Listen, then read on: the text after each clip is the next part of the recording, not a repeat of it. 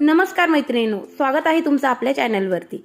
तर मैत्रिणींनो, तुम्ही मँगो चटणी बनवली आहे का? नक्कीच तुम्ही बनवलेलीच असेल, कारण की इंटरनेटवर खूप साऱ्या रेसिपीज याच्या व्हायरल होत आहे।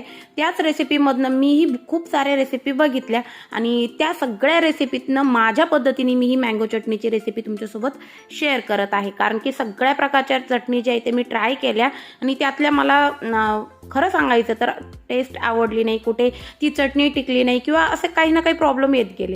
तर मग मी काय केलं, माझ्या पद्धतीने चटणी बनवायचं ठरवलं। तर मी ही चटणी माझ्या पद्धतीने बनवली।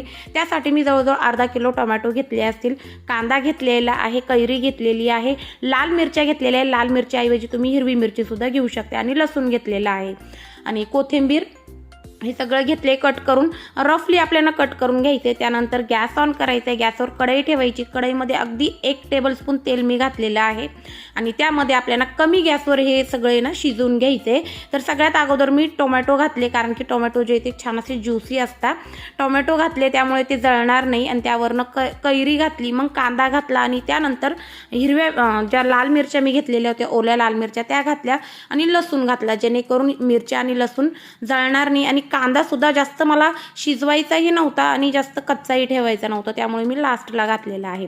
2 मिनिटं आपल्याला हे छान असं तसंच कमी गॅसवर शिजून द्यायचे। त्यानंतर झाकण ठेवून सुद्धा आपल्याला 2 मिनिटं एकत्र करून झाल्यानंतर शिजून घ्यायचे। त्यानंतर यामध्ये आपल्याला हळद पावडर घालून घ्यायची, अर्धा चमचा, चवीनुसार मीठ घालायचे। मीठ तुम्ही काळं मीठ जे असतं ना ते मीठ आणि रेग्युलर मीठ दोन्ही अर्धा अर्धा करून घालू शकता चवीनुसार। त्यानंतर यामध्ये आपल्याला गूळ घालून घ्यायचा आहे किंवा मग साखर घालायची, आणि कसुरी मेथी घालायला विसरू नका। कसुरी मेथीने मस्त अशी चव येते ह्या चटणीला आणि भन्नाट अशी आपली ही चटणी बनवून रेडी होते।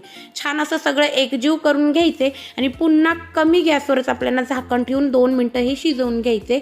छान असं एकजीव करायचे आणि त्यानंतर यामध्ये आपल्याला कोथिंबीर घालून घ्यायची, भरपूर अशी कोथिंबीर घालायची।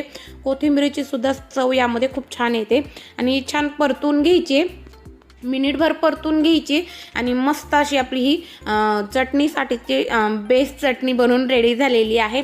बघा ना, आता आपण इंटरनेटवर बघतो त्यावरती जे चटणी करतात ना ते लोक, ते सगळे कैरीची जी साल असते ती काढून टाकतात, आणि कैरीची साल जी असते ना त्यामध्येच खूप सारे आपल्या शरीरासाठी फायदेमंद असे प्रोटीन्स, जीवनसत्व असतात, आणि आपण तेच काढून टाकतो। तर मी ते काढलेली नाही, त्यासह ती शिजवलेली आहे। ती पूर्णपणे थंड करून घ्यायची, मिक्सर मधनं बारीक अशी पेस्ट करून घ्यायची, म्हणजे छान अशी फाईन करून घ्यायची चटणी।